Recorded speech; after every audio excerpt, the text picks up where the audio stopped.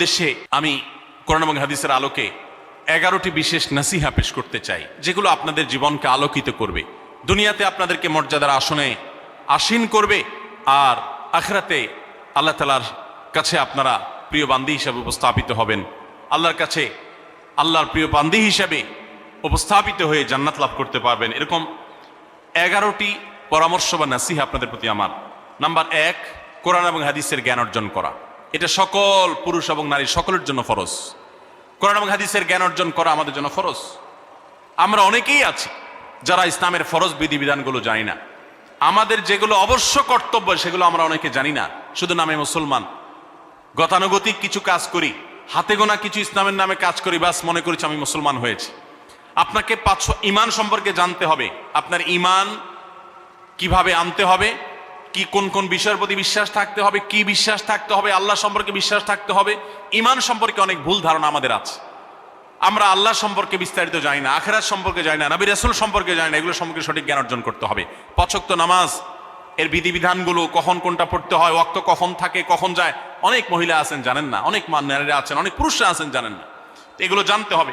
ইসলামকে জানাটা অনেক গুরুত্বপূর্ণ। আর জানার জন্য কোরআনে কারীম বুঝে পড়বেন, হাদিস বুঝে পড়বেন, মাসলা মাসাইলের বই পুস্তক বুঝে পড়বেন ওলামাদের তত্ত্বাবধানে থেকে, এবং কোরআন এবং হাদিস শেখার যত ভালো আয়োজন উদ্যোগ আছে সেগুলোতে শামিল হবেন, জ্ঞান অর্জন করবেন। এটা ইসলামের গুরুত্বপূর্ণ একটা ব্যাপার। জ্ঞান অর্জন যদি না করেন তাহলে আপনি ইসলামের কোনো কাজ করতে পারবেন। ইসলামের সবকিছুর আগে হলো জ্ঞান অর্জন করা। সবকিছুর আগে ইসলাম সম্পর্কে ইলম অর্জন করতে হবে, কোরআন হাদিসের নলেজ অর্জন করতে হবে। নাম্বার 2, 5 ওয়াক্ত নামাজ। নবী সাল্লাল্লাহু আলাইহি সাল্লাম জান্নাতে, মেয়েদের জান্নাতে যাওয়ার শর্টকাট যে সিলেবাস দিয়েছেন, শর্টকাট যে ওয়ে বলেছেন, 4টা শর্ত দিয়েছেন। এর মধ্যে থেকে একটা হলো 5 ওয়াক্ত নামাজ ঠিকঠাক মতো যদি আদায় করেন।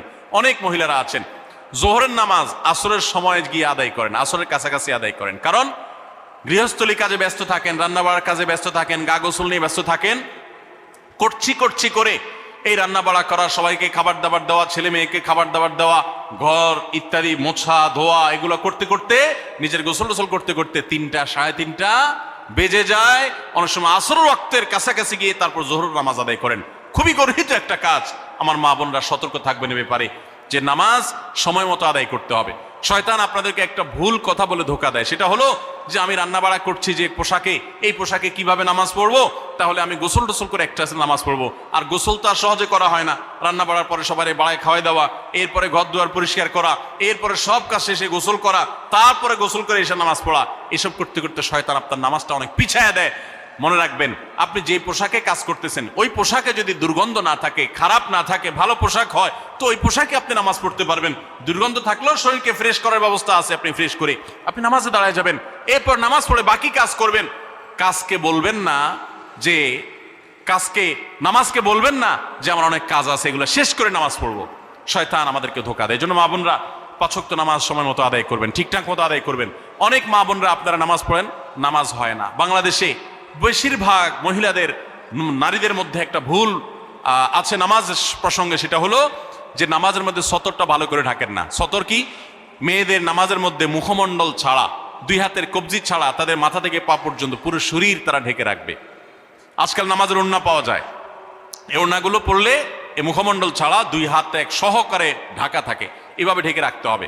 আপনি যদি নামাজ পড়েন, আপনার গলা দেখা যায়, আপনার কাঁধের কিছু অংশ দেখা যায়, চুল দেখা যায়, আপনার হাতের কনুই দেখা যায়, তাহলে সেক্ষেত্রে কিন্তু আপনার নামাজ হবে না। যদি আপনার পুরো নামাজ জুড়ে এরকম খালি থাকে এগুলো, তাহলে নামাজ হবে না। অনেক বোনরা এটা জানেন না, তাহলে নামাজটা ঠিকঠাক মতো পড়তে হবে। জান্নাতে যাওয়ার জন্য এটা পূর্ব শর্ত, নাম্বার 2।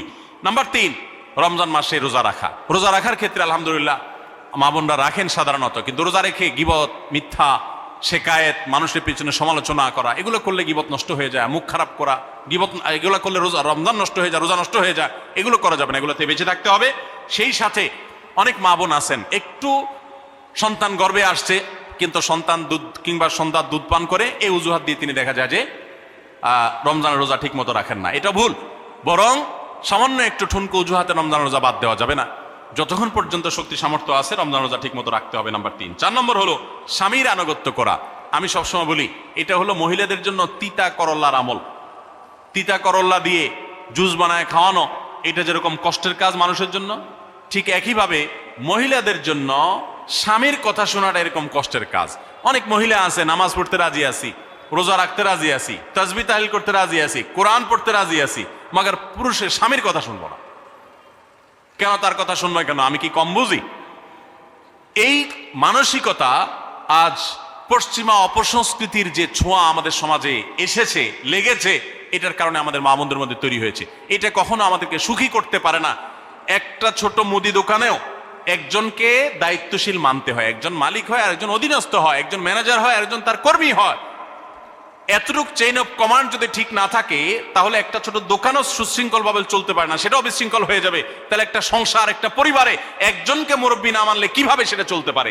অবশ্যই একজন নারী তার স্বামীকে অভিভাবক মানবেন, মুরব্বী মানবেন, তাকে মেনে চলবেন। শুধু ইসলামই বলে নাই, পশ্চিমা দুনিয়ার মানুষরাও স্বীকার করে। সাবেক মার্কিন প্রেসিডেন্ট বারাক ওবামার একটা আত্মজীবনীমূলক লেখা ধারাবাহিকভাবে বাংলাদেশে একটি জাতীয় গণমাধ্যমে প্রকাশ হয়েছে অনেক বছর আগে, আমি পড়েছি।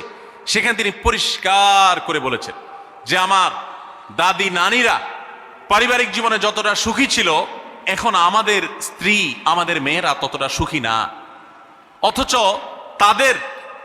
তাদের এত বেশি শাড়ি চুড়ি, এত বেশি সাজগোজ, এত বেশি সুখ সমৃদ্ধির উপকরণ ছিল না আজকের মেয়েদের যতটা আছে। পারিবারিক শান্তি তখন যতটা ছিল, এখন তার ধারে কাছেও নেই। এর অন্যতম কারণ হলো এটি যে আমরা পশ্চিমা অপসংস্কৃতির ছোঁয়ায় পড়ে শয়তান আমাদেরকে অতিরিক্ত স্বাধীনতার নাম দিয়া আমাদেরকে বলগাহীন স্বাধীনতার পথে নিয়ে গেছে, যেটা আমাদের ধ্বংস ডেকে এনেছে। এজন্য একজন গার্ডিয়ান, একজন অভিভাবক পরিবারে থাকতে হবে, তাকে মানতে হবে। আপনি নারী হিসাবে আপনার স্বামীটাকে যদি মনে হয় একটু বোকা কিসিমের, সে বুঝে না, আপনি অবশ্যই ডেফিনেটলি আপনি তাকে বুঝাবেন, আপনি তাকে আপনার মতামত বলবেন, তারও কর্তব্য আপনার মতামত গ্রহণ করা। কিন্তু এর মানে এই না যে আপনি তাকে ডিনাই করবেন, পাত্তা দিবেন না, অবজ্ঞা করবেন, তার কাছে জিজ্ঞেস করা ছাড়া যেদিক সেদিক যাবেন, যা খুশি তা করবেন, এটা উচিত না। আপনার জান্নাতে যাওয়ার প্রয়োজনে ওই যে তিতা করল্লা বলেছি, সে যদি কোনো দিক থেকে তাকে মানতে আপনার কষ্ট হয়, আপনার থেকে সে পিছিয়ে আসে বুদ্ধিতে জ্ঞানে, তারপরে একটু কষ্ট করে ঢোক গিলেন, দুনিয়াতে বড় করবেন, আখিরাতে বড় করবেন। অনেক সময় দেখা যায় পুরুষতান্ত্রিক সমাজে আমাদের দেশে দেখা যায় যে পুরুষদের নানা অনাচারে মেয়েরা অতিষ্ঠ হয়। একটু সবর করেন, সন্তান সন্ততি বড় হবে, তখন আর পুরুষের এই সমস্ত জুলুম থাকবে না, পুরুষ তখন দৌড়ের উপরে থাকবে। এই বাস্তবতা আমরা প্রত্যেকটা মানুষ উপলব্ধি করার কথা। অতএব মেয়েদের, মুসলিম নারীদের অত্যন্ত গুরুত্বপূর্ণ আরেকটি বিষয় হলো 4 নম্বর যেটি বললাম, স্বামীর আনুগত্য করা। যতটুকু সম্ভব তার সর্বোচ্চ আনুগত্য করার চেষ্টা করতে হবে, যতক্ষণ তিনি কোরআন হাদিসের কথা বলেন। স্বামী যদি কোনো অন্যায় কথা করতে বলেন, তাহলে তখন আর তার কোনো কথা শোনা যাবে না। নাম্বার 5, একজন মুসলিম নারীর জন্য তার ইজ্জতের হেফাজত অত্যন্ত গুরুত্বপূর্ণ ব্যাপার। এমন একটা সমাজে আমরা বসবাস করতেছি, পাঠ্য বইয়ে শিক্ষার নামে আমাদের সন্তানদের চরিত্র নষ্ট করে দেওয়া হচ্ছে, বিবাহ বহির্ভূত সম্পর্ক করতে তাদেরকে উস্কানি দেওয়া হচ্ছে, শিক্ষার নামে কুশিক্ষা দেওয়া হচ্ছে, যার কারণে আমার সন্তান নষ্ট হয়ে যাচ্ছে। এই জন্য আমি বলি, এমন যুবক, এমন যুবতী আজকাল সোনার হরিণ হয়ে গেছে।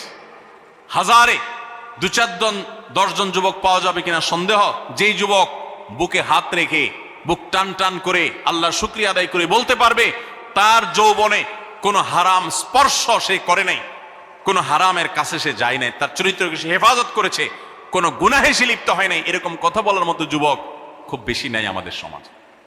ধ্বংস করে ফেলা হয়েছে বিনোদনের নামে, শিক্ষার নামে, নানা নামে।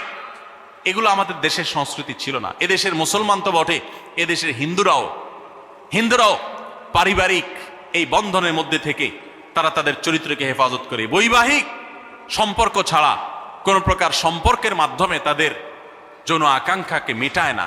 এটা এদেশের মাটির, এদেশের কালচার, এদেশের মানুষের কালচার, এদেশের সকল ধর্মের মানুষের কালচার। কিন্তু এদেশের সেই সংস্কৃতিকে ধ্বংস করে দেওয়া হচ্ছে ছোট ছোট বাচ্চাদের বইয়ে এই বিবাহ বহির্ভূত সম্পর্কের কথা বলে। এই জন্য সচ্চরিত্র এখন সোনার হরিণ হয়ে গেছে। নবী সাল্লাল্লাহু আলাইহি সাল্লাম বলেছেন, মাইয়াজমান লি মা বাইনা লিহিয়াইহি ওয়া মা বাইনা রিজলাইহি আদমান লাহুল জান্নাহ। যে ব্যক্তি তার 2 চোয়ালের মাঝখানের অঙ্গ অর্থাৎ মুখ, আর যে ব্যক্তি তার 2 রানের মধ্যবর্তী অঙ্গ, তার লজ্জাস্থানকে হেফাজত করবে, অন্যায় খাতে ব্যবহার করবে না, এটার সংরক্ষণের দায়িত্ব এবং গ্যারান্টি যে ব্যক্তি নিজের ব্যাপারে নিজে নিবে, নবী সাল্লাল্লাহু আলাইহি সাল্লাম বলেছেন, আমি তার জন্য জান্নাতের দায়িত্ব নিয়ে নিলাম। যে এটা 2টার দায়িত্ব নিতে পারবে, আমি তার জান্নাতের দায়িত্ব নিলাম। এবং নবী সাল্লাল্লাহু আলাইহি সাল্লাম আরো বলেছেন, আকসারু মা ইউদখিলুন নাস আন-নার, মানুষকে সবচেয়ে বেশি জাহান্নামে নিয়ে যায় কোন জিনিসে? আল ফামু আল ফারজ, এই 2টি অঙ্গ, মুখ এবং লজ্জাস্থান। এই জন্য মা বোনরা অনেকে আপনাদেরকে অনেক প্ররোচনা দিবে, অনেক গুনাহের পথে আহ্বান করবে। আপনাদের মেয়েরা স্কুল কলেজে পড়তে গেলে সেখানে অনেক অন্যায় আবেদন শুনবে, হারামের আহ্বান শুনবে। তাদেরকে সুশিক্ষা দিবেন যে আল্লাহ তাআলা তোমাকে যে চরিত্র দিয়েছে, যৌবন দিয়েছে, এটাকে যেখানে সেখানে ব্যবহার করলে হবে না। কিয়ামতের ময়দানে যুবকদেরকে আলাদা করে জিজ্ঞাসা করা হবে, তোমার যৌবনকালে কি করছো সেটা বলো, বুড়া বয়সে এসে কি করছো এটা ইম্পর্টেন্ট না, যৌবনকালে কি করে আসছো সেটার হিসাব দাও। যৌবনকে হেফাজত করার গুরুত্ব এত বেশি, আল্লাহ আলাদা করে জিজ্ঞাসা করবেন। এই জন্য মা বোনদের কর্তব্য তাদের মেয়েদেরকে, ছেলেদেরকে অসৎ চরিত্রতা থেকে হেফাজত করবেন, সংরক্ষণ করবেন, তাদেরকে বুঝাবেন, তাদেরকে সেবায় বড় করবেন যে বিয়ে শাদীর মাধ্যমে, সাংসারিক জীবনের মাধ্যমে তোমরা তোমাদের এই জীবনকে তোমরা উপভোগ করবে। আল্লাহ তাআলা তোমাদের জন্য যে নিয়ামত রেখেছেন সেই নিয়ামত তোমরা পাবে, কিন্তু অবৈধ উপায়ে কখনো তোমরা সেদিকে পা বাড়াবে না। যারা বাড়ায় তাদের দুনিয়াতেই ধ্বংস হয়, আখিরাত তো আছেই। এই অবৈধ সম্পর্ক করে সুখে থাকে খুব কম মানুষ। যারা যত বেশি এই জগতে যায় তারা তত বেশি অসুখী থাকে দাম্পত্য জীবনে। অতএব একজন নারী তার 5 নম্বর গুরুত্বপূর্ণ বিষয় হলো তার ইজ্জতের হেফাজত, লজ্জাস্থানের হেফাজত এবং তার চরিত্রের হেফাজত। আল্লাহ তাআলা আমাদের মা বোনদেরকে সেই তৌফিক দান করুন। অনেক সময় দেখা যায় যে সবই ঠিক আছে, আপনি সোশ্যাল মিডিয়াতে পুরুষের ছবি দেখে, ভিডিও দেখে আপনি হারাম আনন্দ পাচ্ছেন। আপনি ইমোতে, হোয়াটসঅ্যাপে, মেসেঞ্জারে বিভিন্ন পুরুষের সাথে অপ্রয়োজনীয় চ্যাটিং করছেন, কথা বলছেন, এবং সেখানে এই বেহুদা কথা থেকে অনেক অনাচার হয়ে যায়, অনেক সংসার ভেঙে যায়, অনেক পরকীয়া হয়, অনেক সংসার ধ্বংস হয়। এই জন্য আল্লাহ বলেছেন আল্লাহ তাকরাবুজ জেনা, জেনার কাছেও যেও না, চ্যাটিংই করতে যেও না, কারণ করতে গেলে তুমি ডুবে যাবা, পরে ফিরে আসতে পারবা না। ভয়ঙ্কর এক গুহা এবং ভয়ঙ্কর এক জগৎ। তো এই পথ থেকে আমাদেরকে বেঁচে থাকতে হবে। আল্লাহ আমাদের তৌফিক দান করুন। নাম্বার 6, মা বোনদের জন্য গুরুত্বপূর্ণ বিষয় হলো সন্তানদের লালন পালন করা। আপনি বাজার থেকে 2-4 কেজি আম কিনে খাইছেন, এটাতে আপনি যতটা সুখী হতে পারবেন, আপনি যদি একটা আমের গাছ লাগাই দিতে পারেন তাহলে তার চাইতে অনেক বেশি সুখী হতে পারবেন, আপনি বেশি লাভবান হবেন, আপনি মনকে মন আম খেতে পারবেন, আপনার বংশধররা খেতে পারবে। নিজে আমল তো করবেনই মায়েরা, বোনেরা, পাশাপাশি সন্তানদেরকে যদি আল্লাহ ভীরু বানান, মুত্তাকি বানান, পরহেজগার বানান, কোরআন হাদিস শিখান, তাদেরকে যদি পর্দা শিখান, তাদেরকে যদি চরিত্র হেফাজত শিখান, তাদেরকে যদি ভালো মানুষ বানানো শিখান, তাহলে আপনি আম গাছ লাগানোর মতো ফলের গাছ লাগাই গেলেন, সওয়াবের গাছ লাগাই গেলেন, দুনিয়া থেকে চলে যাবেন। নেক সন্তানের আমল যেগুলো আপনি শিখাই দিয়ে গেছেন, এগুলোর সওয়াব আপনি পেতে থাকবেন। ছেলেটাকে সূরা ফাতিহা নিজে শিখাবেন, মেয়েটাকে সূরা ফাতিহা নিজে শিখাবেন, নিজে ভালো করে শিখবেন, তাহলে কিয়ামত পর্যন্ত, মরণ পর্যন্ত এই ছেলে যতবার সূরা ফাতিহা পড়বে প্রত্যেক নামাজে আপনি কিন্তু সওয়াব পেয়ে থাকবেন, কারণ আপনি শিখাই দিয়ে গেছেন, আপনি শুরুটা করে দিয়ে গেছেন। এই জন্য মা বোনদের জন্য সন্তানদের লালন পালন করা, সন্তান দুধে ভাতে আছে কিনা, ভালো জামা কাপড় পরছে কিনা, এর চাইতে ইম্পর্টেন্ট হলো সন্তান আমার নামাজ পড়ছে কিনা, সন্তান আমার আল্লাহকে চিনে কিনা, সন্তান আমার কোরআন হাদিসের শিক্ষা পেয়েছে কিনা, সন্তান একজন স্কুলে যায় না তার জন্য আমার মাথা খারাপ হলে, সন্তান একজন নামাজ পড়ে না এক ওয়াক্ত তার জন্য আরো বেশি মাথা খারাপ হতে হবে। তাহলে আপনি দায়িত্বশীল মা হতে পারবেন, দায়িত্বশীল বাবা হতে পারবেন। মনে রাখবেন নবী সাল্লাল্লাহু আলাইহি ওয়াসাল্লাম বলেছেন, প্রত্যেকটা শিশু জন্মগ্রহণ করে ভালো মানুষ হয়ে, কেউ জন্মগতভাবে খারাপ হয় না, ডাকাত হয়ে জন্মায় না, তবে তার মা বাপ তাকে নষ্ট করে। কারণ মা বাপ তাকে ঠিক মতো লালন পালন না করে, ভালো পরিবেশ দেয় না, খারাপ ছেলেফেলের সাথে মিশে, তখন সে নষ্ট হয়। এই জন্য আপনার দায়িত্ব সন্তান কার সাথে মিশছে, কোথায় যাচ্ছে, কি করতেছে, মোবাইলে কি দেখছে, সন্তানকে সময় দেন, মোবাইল টিপাটিপি বন্ধ করেন, তাদেরকে নিয়ে বসেন, তাদেরকে কথা শোনান, কোরআন হাদিস পাঠ করে শোনান, তাদেরকে ভালো পরিবেশ দেন, ভালো ফ্যামিলির, দিনদার ফ্যামিলির বাচ্চাদের সাথে তাদেরকে মিশান। ইনশাআল্লাহ আপনি আল্লাহর কাছে এর জন্য উত্তম বিনিময় পাবেন, সওয়াব পাবেন। নাম্বার 7, মা বোনরা বিশেষ করে আপনাদের জন্য গুরুত্বপূর্ণ হলো কৃতজ্ঞতা আদায় করবেন। পুরুষদের জন্য গুরুত্বপূর্ণ, কিন্তু মা বোনদের জন্য বিশেষ গুরুত্বপূর্ণ এই জন্য যে নবী সাল্লাল্লাহু আলাইহি ওয়াসাল্লাম বলেছেন, তিনি জাহান্নামে নারীদেরকে যে দেখেছেন, তাকে যে দেখানো হয়েছে মেরাজে, যে প্রচুর সংখ্যক নারীরা জাহান্নামে, এর অন্যতম একটা কারণ ছিল নেয়ামতের নাশকরি করা। পুরুষদের মধ্যেও নাশকরির কারণে বহু পুরুষ জাহান্নামে যাবে। মা বোনরা স্বামী এবং নিজের জগতে যতটুকু আল্লাহ তাআলা দিয়েছেন এতটুকুর উপর শুকর আদায় করবেন। আপনার স্বামী মানুষটা হয়তো মুখটা খারাপ কিন্তু তার শরীরটা ভালো আছে, সে আপনাকে উপার্জন করে এনে খাওয়ায়। অনেক মহিলা আছে তার স্বামী হয়তো অ্যাক্সিডেন্ট করে পঙ্গু হয়ে গেছে, সে হয়তো বিছানা শুয়ে বাকি জীবন কাটিয়েছে, তার কষ্টের কোনো শেষ নাই। আপনার স্বামী হয়তো বা তার কোনো দিক থেকে দুর্বলতা আছে, আবার বহু দিক থেকে তার ভালো গুণ আছে। একই কথা পুরুষদের জন্য ইসলাম নির্দেশ করেছে যে তার স্ত্রীর একটা গুণ খারাপ দেখে যদি তার কষ্ট লাগে তো সে চিন্তা করলে 10টা গুণ ভালো দেখবে, সেটা দেখে শুকর আদায় করা উচিত।